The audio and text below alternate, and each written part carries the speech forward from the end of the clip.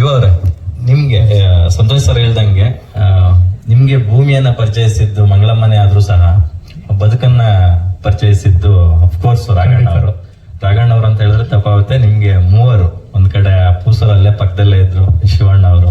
So ನೀವು personally ನಿಮ್ಗೆ ಈ ಸಾಂಗ್ ಎಮೋಷನಲಿ ಎಷ್ಟು ಕನೆಕ್ಟ್ ಆಯ್ತು, ಏನೆಲ್ಲ ನೀವು ಗೋತ್ರವಾದ್ರಿ ಅಂತ ಸಾಂಗ್ ಮೇಕಿಂಗ್ ಅಲ್ಲಿ ಶೂಟ್ ಮಾಡುವಾಗ ಇಲ್ಲ ಏನೆಲ್ಲ ಬಂದೋಯ್ತು ನಿಮ್ಮ ಒಂದು ಇದ್ರ ಜರ್ನಿಯಲ್ಲಿ ಅಂತ?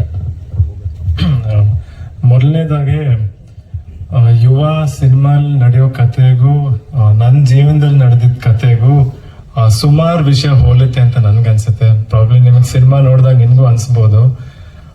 ಸರ್ ಹೇಳ್ದಂಗೆ ತಂದೆ ಮಗನ್ ಸಂಬಂಧ ಅದೊಂಥರ ಹೇಳಕ್ ಆಗ್ತಿರೋ ಬೇರೆ ತರ ಸಂಬಂಧ. ಯಾವಾಗ ತಂದೆ ಜವಾಬ್ದಾರಿ ನಮ್ಗೆ ಯಾವತ್ತೂ ಅರ್ಥ ಆಗಲ್ಲ. ಯಾವಾಗ ನಾವು ದುಡಿಯಕ್ ಶುರು ಮಾಡ್ತೀವೋ ಅವಾಗ್ಲೇ ನಮ್ಗೆ ನಮ್ ತಂದೆ ಜವಾಬ್ದಾರಿ ಅರ್ಥ ಆಗೋದು.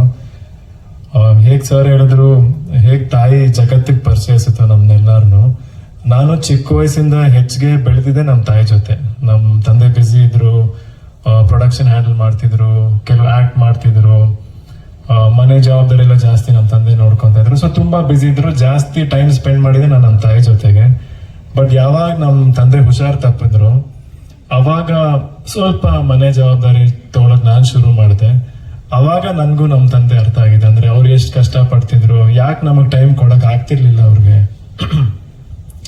ಈ ವಿಷಯ ಎಲ್ಲ ನನಗೆ ಅರ್ಥ ಆಯ್ತು. ಆಮೇಲೆ ಈ ಸಿನಿಮಾ ಮಾಡಬೇಕಾದಾಗ್ಲೂ ಅವು ಎಲ್ಲ ವಿಷಯ ನನಗೆ ನೆನಪಾಗ್ತಿತ್ತು. ಯಾಕಂದ್ರೆ ಈ ಸಿನಿಮಾಲು ಕೆಲವು ಸನ್ನಿವೇಶಗಳು ಅದೇ ತರನೇ ಇದೆ. ನಂದು ಅಚ್ಯುತ್ ಸರ್ ಮಧ್ಯ ಏನ್ ಕತೆ ನಡೆಯುತ್ತೋ ನನ್ಗೂ ನನ್ನ ತಂದೆ ಮಧ್ಯಾಹ್ನ ಅದೇ ಕತೆ ನಡೀತು. ಎಲ್ಲೋ ಒಂದ್ ಕಡೆ ಸುಮಾರು ವಿಷಯ ಹೋಲ್ತು. ಸೊ ಆಕ್ಟ್ ಮಾಡಿದಾಗೆಲ್ಲ ಅದೆಲ್ಲ ನೆನಪಾಗ್ತಿತ್ತು ನನ್ಗೆ. ಆಮೇಲೆ ಇನ್ನೊಂದು ವಿಷಯ ನಾನು ಹೇಳ್ಬೇಕು ಅನ್ಕೊಂಡೆ ಈ ಸಾಂಗ್ ಬಗ್ಗೆ. ಈ ಸಾಂಗ್ ರೆಕಾರ್ಡಿಂಗ್ ಮಾಡ್ಬೇಕಂದ್ರೆ ಮೊದಲನೇ ದಿವಸ ರೆಕಾರ್ಡಿಂಗ್ ಶುರು ಮಾಡಿದ ದಿವಸ, ಅವತ್ತಿನ ದಿವಸ ಸರ್ ಅವ್ರ ತಂದೆ ಜೊತೆ ಏನೋ ಒಂಚೂರು ಜಗಳ ಆಗಿರುತ್ತೆ.